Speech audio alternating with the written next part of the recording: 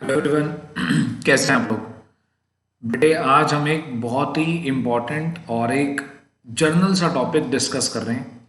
मतलब ऐसा टॉपिक जिसका किसी सब्जेक्ट से कोई लेना देना नहीं है, लेकिन बहुत सारे सब्जेक्ट्स में ये यूज़ होता है। खास तौर पे जो बच्चे क्लास 11th की तैयारी कर रहे हैं, उन्होंने कहा कि सर एक बार आप एक अलग सी क्लास दीजिए जिसमें आप रूट कैलकुलेट करना सिखाएं, वो भी डिवीज़न मेथड से। बेटे, 5 5 ज़ा 25, 25 का रूट तो आपको आता है निकालना। ऐसे ही 36 का भी आता है। तो मल्टीप्लाई मेथड से तो सभी लोगों को डिवीज़न मेथड रूट निकालना आता है। लेकिन डिवीज़न मेथड से जो आप लोगों ने बहुत पहले पढ़ा था कभी अपने जूनियर क्लासेस में, क्लास 8th में 9th में, हो सकता है आप डिवीज़न मेथड से रूट निकालना भूल गए हो। और डिवीज़न मेथड से जो रूट है वो ऐसा नहीं कि क्लास 11th में ही यूज़ होता है, वो हर जगह यूज़ होता है, वो कॉम्पिटेटिव एग्जाम्स में भी यूज़ होता है। तो एक जर्नल सी क्लास है जो हम बस इसलिए कर रहे हैं कि हमें एक बार पुराना पढ़ा हुआ, जो आपने पुराना अपना 8th 9th क्लास में पढ़ा था, वो आपको एक बार याद आ जाए कि डिवीज़न मेथड से रूट कैसे कैलकुलेट करते हैं। और बहुत ही आसान, बहुत ही सिंपल। तो चलिए आज की क्लास स्टार्ट करते हैं। और बहुत छोटी सी क्लास होगी, within 5 minutes you will able to understand कि रूट कैसे कैलकुलेट करते हैं डिवीज़न मेथड से। मैं आपको दो क्वेश्चन कराऊंगा। एक क्वेश्चन कराऊंगा जिसमें कि डेसिमल की डिजिट्स होंगी और दूसरी होंगी जो विदाउट डेसिमल होगा। ठीक है, तो चलिए आते हैं आज की क्लास पे। कोई एक्स्ट्रा चीज़ नहीं, बस सीधा हम रूट की बात कर रहे हैं।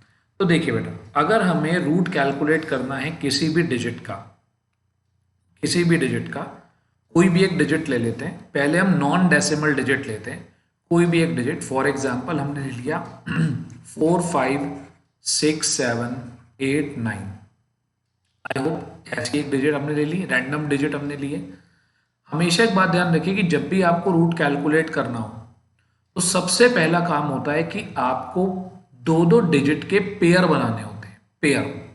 और पेयर भी आपको बनाने होते हैं लेफ्ट टू राइट, लेफ्ट से राइट की तरफ। जैसे कि एक का पेयर 8 और 9 का लेफ्ट से राइट की तरफ जा रहा हूं मैं, सॉरी राइट टू लेफ्ट जा रहा हूं मैं।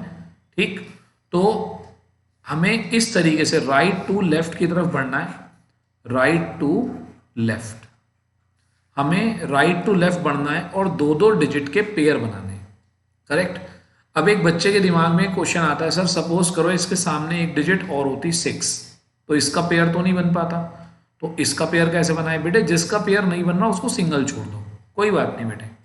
ठीक, किसी पार्टी में जाते हैं, अगर कोई पेयर में जाता है तो पेयर में जा सकता है, और अगर बेचारा कोई सिंगल रह गया तो इसका मतलब ये थोड़ी है कि वो पार्टी में नहीं जा सकता, जा सकता है। चलिए अब क्या करते हैं, सुनिएगा ध्यान से। आप लोगों ने किसी डिजिट को डिवाइड तो करा होगा ना। जैसे सपोज करो हम 2 को 2 से डिवाइड करें 10 को, तो हम ऐसे लिखते हैं 2 5 ज़ा 10। यानी कि यहाँ पर 2 है, यहाँ पर 5 है, ये अलग अलग हो सकते हैं।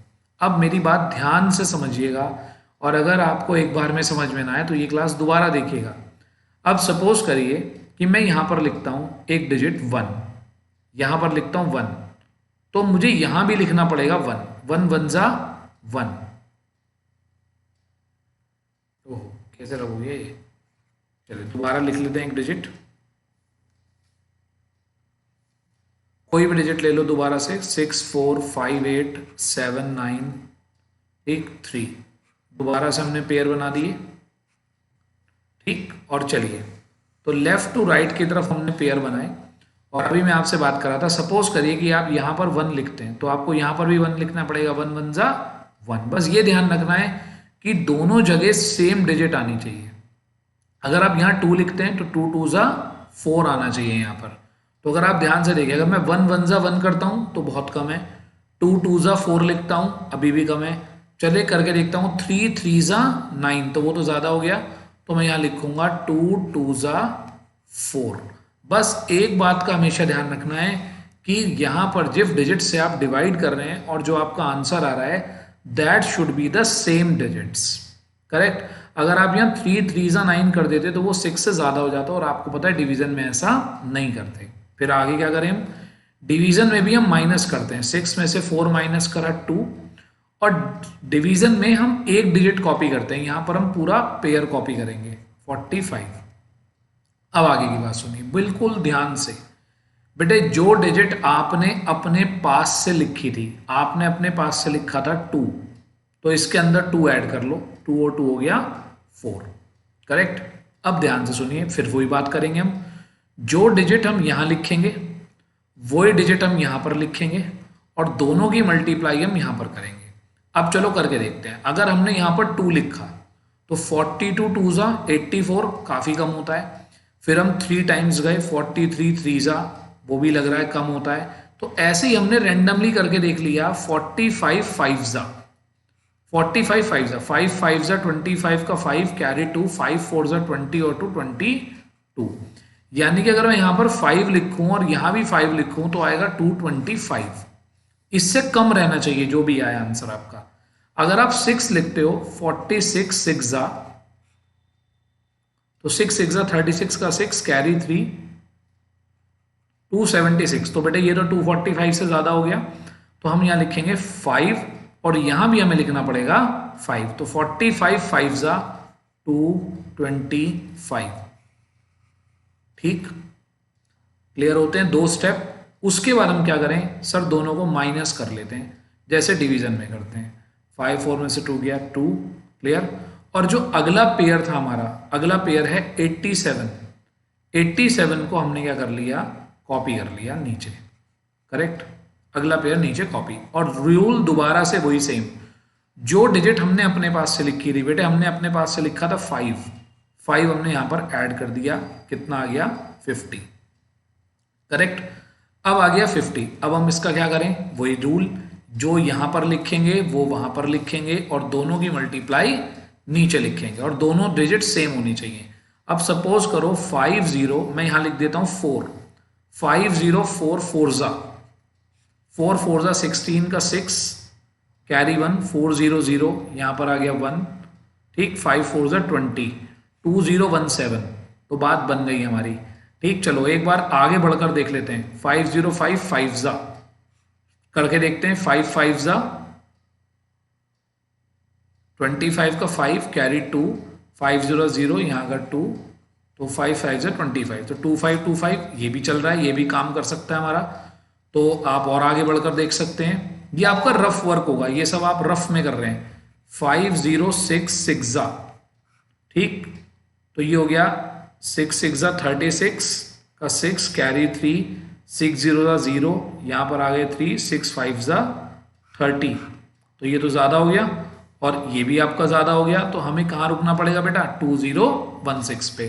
तो जो भी हमारा कम हो, हमें रैंडम लेना है यहां पर, तो हमने यहां पर 4 ले लिया, 504 4 जा 2016, करेक्ट।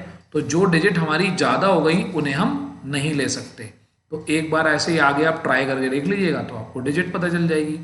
माइनस करते हैं, 7 में से 6 माइनस किया 1, 8 में से 1 गया 7, उसके बाद 71 आ गया। अब नेक्स्ट पेयर कॉपी कर लीजिए, नेक्स्ट पेयर है 93। अब जो डिजिट हमने अपने पास से लिखी थी वो यहां पर प्लस कर दी, तो 508 आ गया।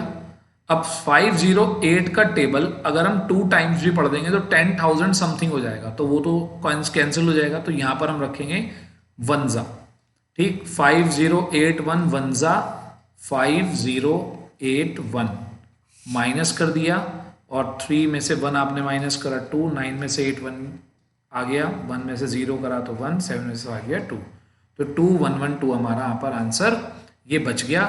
और हमारा इसका अंडर रूट अप्रॉक्स में आ गया इतना, करेक्ट। और अब एक बात, अगर आप इसको आगे डेसिमल में भी कंटिन्यू करना चाहते हैं, डेसिमल में भी, चलिए अब मैं आपको डेसिमल वाली बात भी बताता हूं कि अगर हम यहां पर ना रुकें, इसको और आगे स्ट्रेच करें, जैसे हम डिवीजन में स्ट्रेच करते हैं, डेसिमल लगाकर आगे बढ़ते जाते हैं, तो अगला क्वेश्चन मैं आपको उसका कराता हूं।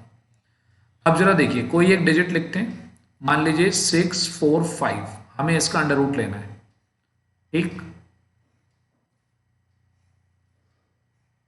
अब देखिए, तो 2 2 जा 4, मेरे साथ साथ कोशिश भी करिए आप करने की।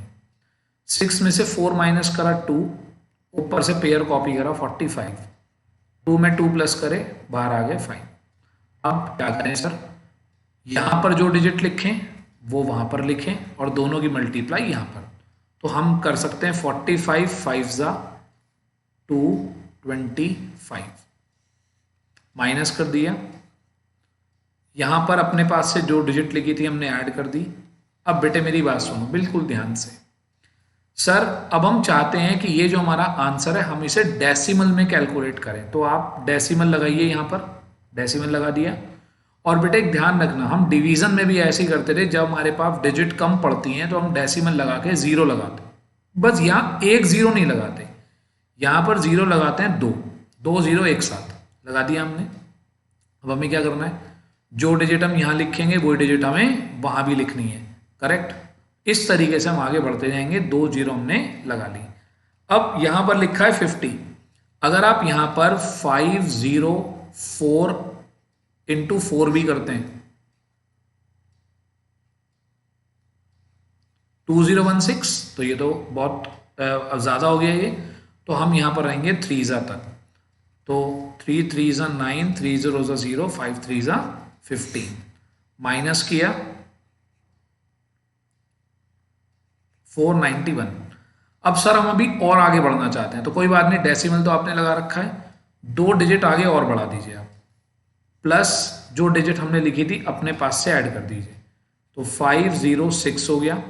अब हमें यहां तक पहुंचना है, तो आप देखिए रैंडमली लेकर देखिए, रैंडमली अगर मैं यहां 6 लिखता हूं, यहां भी 6 लिखता हूं, तो 6 5 30, 30,000 के आसपास होगा। तो 5068 करके देख लेता हूं, 8 8 64 का 4 कैरी 6, 8 6 48 और 6 54 का 4 कैरी 5, 8 0 0, यहां पर आ गया 5, 8 5 40। तो अभी ये भी कम ही आ रहा है, एक बार और करके देख लीजिए,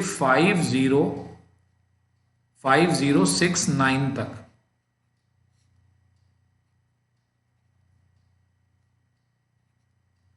तो 9 9 81 का 1 कैरी 8, 9 6 54 एंड 8, 54 एंड 8 कितने हो गए हमारे 62 का 2 कैरी 6, 9 0 0, यहाँ आ गया 6, 9 5 45। तो ठीक है ये जा रहा है हमारा, तो 9 तक जा सकते हैं हम यहाँ पर। तो 506 9 45621, फिर से माइनस करा यहाँ लिखा, और फिर बस इसी प्रोसेस को आप बार बार क्या करते रहिए, रिपीट करते रहिए, तो आपको अंडर रूट निकालना आ जाएगा। तो आपको बस कुछ नहीं करना है, इस बात का ध्यान रखना है, यहाँ पर और यहाँ पर जो डिजिट होती हैं दोनों सेम होनी चाहिए, दोनों का मल्टीप्लिकेशन यहाँ होना चाहिए, और जब आप ऐड करें नेक्स्ट स्टेप में जाने के लिए तो वही सेम डिजिट आपको यहाँ पर ऐड करनी चाहिए। That will be very helpful to everyone.